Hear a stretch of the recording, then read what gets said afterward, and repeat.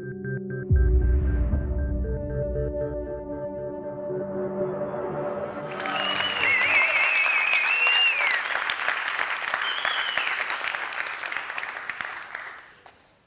first off, I just want to thank my entire Gray Institute family for giving me the opportunity to be here today. It is an incredible honor and one that I really can't find the words for, so I did choose a few words to briefly describe some pieces of myself. I am a physical therapist. As a kid, I climbed trees and I rode my bike and I tried to skateboard and I played sports, and I was pretty clumsy, so I did tend to hurt myself from time to time, and I needed a little physical therapy here and there. And it seemed interesting to me. It seemed like something that I might enjoy and maybe even excel at one day. So at the ripe old age of 17, I applied to physical therapy school. I went and got my degree, and I got the first two letters behind my name, PT. I am a fellow of applied functional science, 4 more letters, FAFS. I really feel a special warmth toward those letters because applied functional science, the greatest thing it's taught me so far is to learn how to think for myself. No one here ever told me what to think, but they constantly teach me to think for myself. And that is a skill that I practice every day. Now, I did learn a lot about movement, and that's really helpful when working with clients, so thank you for that too. But the truth is, people don't care what you know until they know that you care.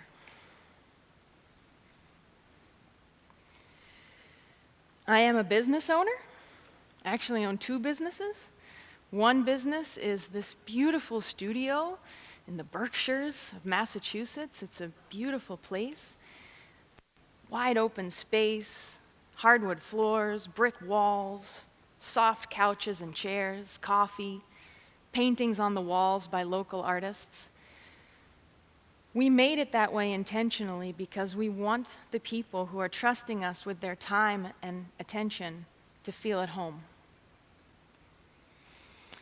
And it helps us to build relationships that then help us to get to their why much faster and more effectively than we can, I find, in a more sterile clinical setting.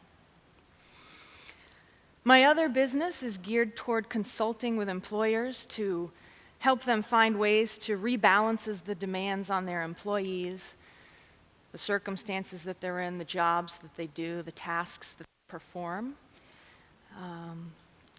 I love what I do. I really, really love what I do. Perhaps my biggest and most rewarding challenge is being a mother. I have 2 very funny daughters, and every day they challenge me to be impeccable with my word. They challenge me not to take anything personally because they can say some harsh shit. And they challenge me every day when I wake up in the morning to be the best self that I can be. I'm also a dreamer, but we'll get to that in a minute. Now, when I was choosing these words very carefully to describe little bits and pieces of myself, I thought maybe I should get some opinions. So I asked our very own Nicolio here what she thought of the words that I chose. And now, mind you, just a moment or 2 before, I had made a joke at her expense that I laughed at, as I always do, because I think I'm really funny. This is a character flaw. I do this with the people that I love. They bring out my sarcasm. I'm very aware of this character flaw, but I have really no intention to correct it. So Nicolio suggested one more word. Asshole. So Keith and I, that's why we bonded right from the start, brother. What I came here to share with you today are some strategies that I've found to be very helpful when I'm faced with decisions. Small decisions, big decisions, choices. The choices we make define the course of our lives. And what I've decided to do is to frame these strategies as a new set of lenses to look through. So the first lens are my noticing glasses.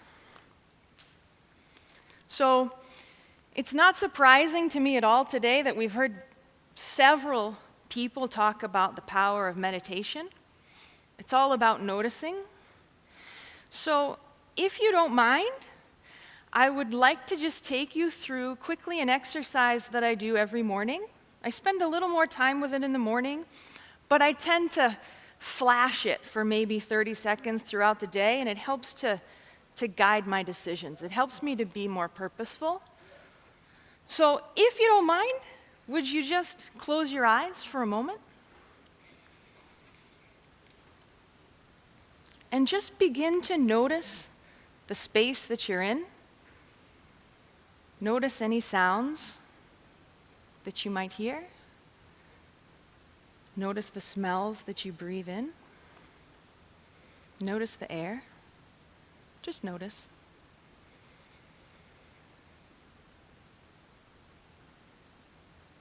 And we're just going to shift your attention for a moment to your body. And we're going to scan down, and I want you to just notice where you might be holding some tension or stress or emotion. Just notice.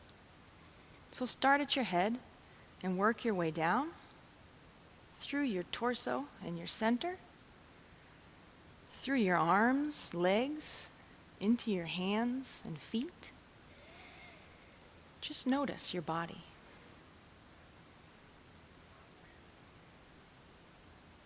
And now, if you will, bring your attention to your breath.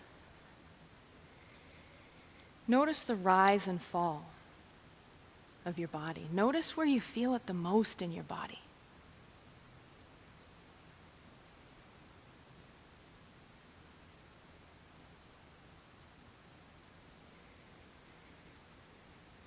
And staying with that breath, staying with that rise and fall,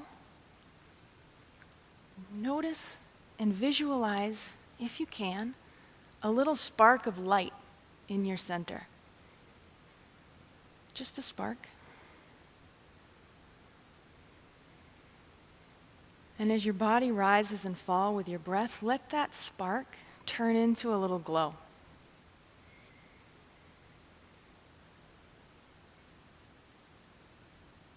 And if you can, let that beautiful little ball of light grow inside of you. Watch it extend through your body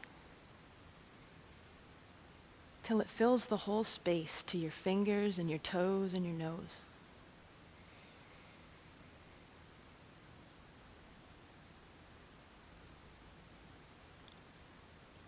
And if you can, let it break free of your skin.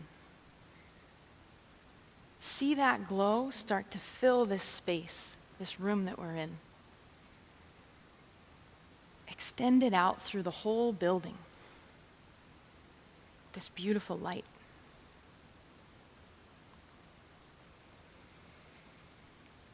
And if you will, let that light extend past the borders of this building, out into the open space, into the world. Watch that light grow with the rise and fall of your breath. Extend it out as far as your mind will let you, maybe even until it circles the whole world.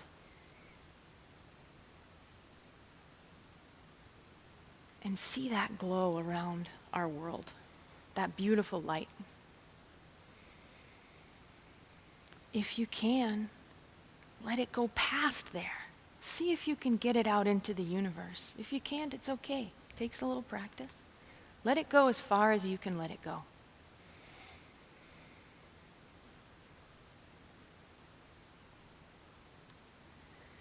And now take that glow and bring it back into your center, but stay with it. Let it hang around.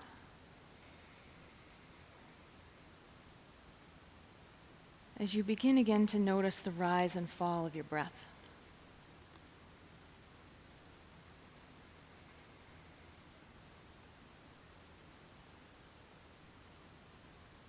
Let yourself feel the weight of your body in the chair, your feet on the floor. Just notice.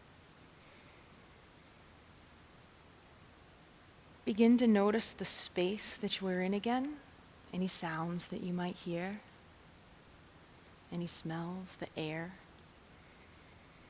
maybe even the energy that surrounds you. And now, open your eyes. Don't really move yet, just open your eyes.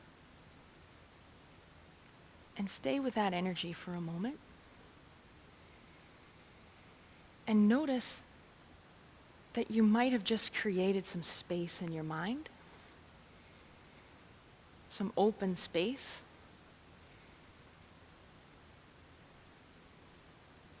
And when we do that, the next strategy that I want to share with you is to dream. We're going to put our dreaming glasses on. And I mean dream big. Dream like a kid. Maybe even dream like the kid that you were. My mother was a kind and patient woman. Is a kind and patient woman. And when she had a baby girl, me, she dreamt about the little girl running around in dresses and pigtails and playing with dolls. And this is what she got. Sheriff Billy. That was my dream. And luckily, I grew up in a home where whatever we dreamt was fine. And I'm very grateful for that. As adults, we don't allow ourselves to dream, to think real big. Oftentimes, even if we do allow ourselves to dream, our heads become the places where our dreams go to die. Because fear sets in, and doubt. Why could I do this thing? I'm just me. Rich put it so beautifully this morning, that inner voice that can torture us if we let it. So when you're faced with a choice and a decision, take a moment to notice so that you can create the space to dream. Because big ideas come from dreams. Now the next step is very crucial. This will make it so your dreams don't die in your head. You have to share your glasses. You have to share those dreaming glasses. We are wired for connection. Stephen Covey calls it synergizing. Bob Finelli can talk to you about the energy that's exchanged when two people are together. Heartbeats actually sync up. It's really quite amazing. And when we try to solve all the problems of our world by ourselves, we can get lost. It can be a very lonely place. It can be a very scary place.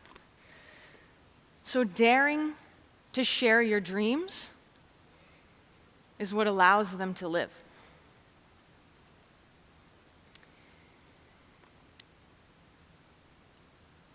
Soren Kierkegaard said, what did he say? He said, to dare is to lose one's footing for a moment. Not to dare is to lose oneself.